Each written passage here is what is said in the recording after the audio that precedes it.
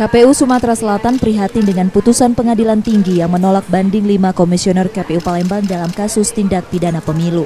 Putusan tersebut menguatkan vonis Pengadilan Negeri Palembang yang memutus 6 bulan penjara dengan masa percobaan 1 tahun dan denda 10 juta rupiah pada 5 komisioner KPU Palembang dalam kasus tersebut. KPU Sumsel belum menerima salinan putusan Pengadilan Tinggi Palembang itu. Salinan putusan rencananya akan diteruskan ke KPU di Jakarta untuk menindaklanjuti status komisioner KPU Palembang pasca putusan Pengadilan Tinggi.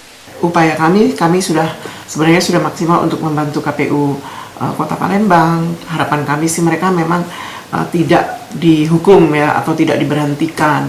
Nah, ini kami masih menunggu salinan putusan Pengadilan Tinggi untuk sehingga selanjutnya kami bisa membuat surat resmi kepada KPU RI tentang tindak lanjut dari putusan Pengadilan Tinggi tersebut.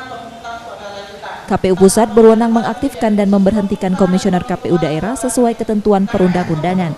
Hingga saat ini, para komisioner KPU Palembang masih berstatus nonaktif. Rizky Nurmizan, Kompas TV Palembang.